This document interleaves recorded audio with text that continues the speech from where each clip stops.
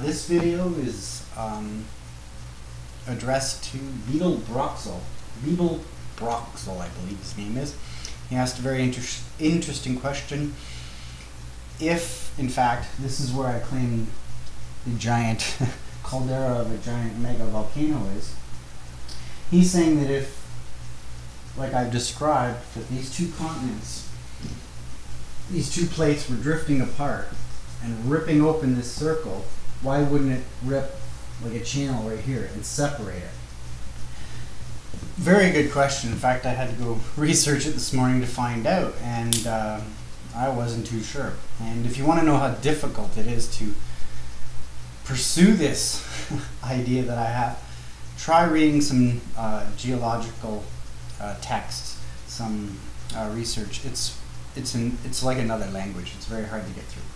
So very good question. I thought, well, that makes sense. Why wouldn't it have just ripped open, that part of Central America and Mexico?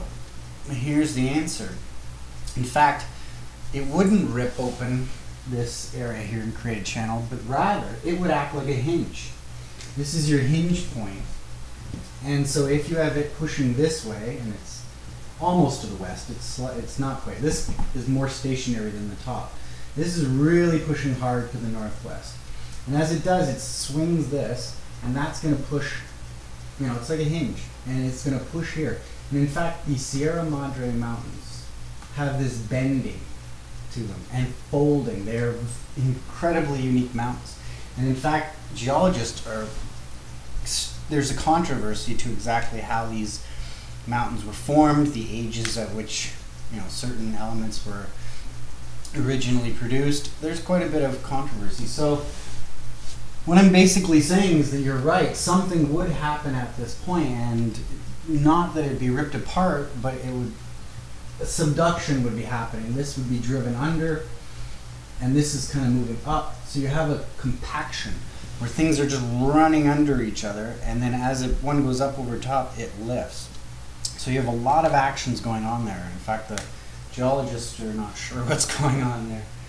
So, very interesting question. There was one other point I wanted to make. Nope, I'm going to leave it at that. Leave it short. It was too long to put an answer on the little comment boxes. So if this makes sense, or you still have questions, go ahead. Every time, this is why I wish I would have had a professional geologist help me out here. I'm not sure what all the processes are that are occurring, but every time somebody asks me a question, it forces me to understand what's going on, and a lot of times it's leading me to new answers. So thank you for your question.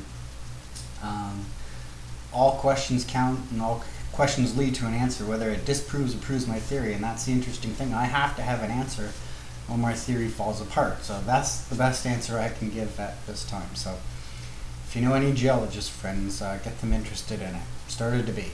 Okay, thanks for the interest. Ciao.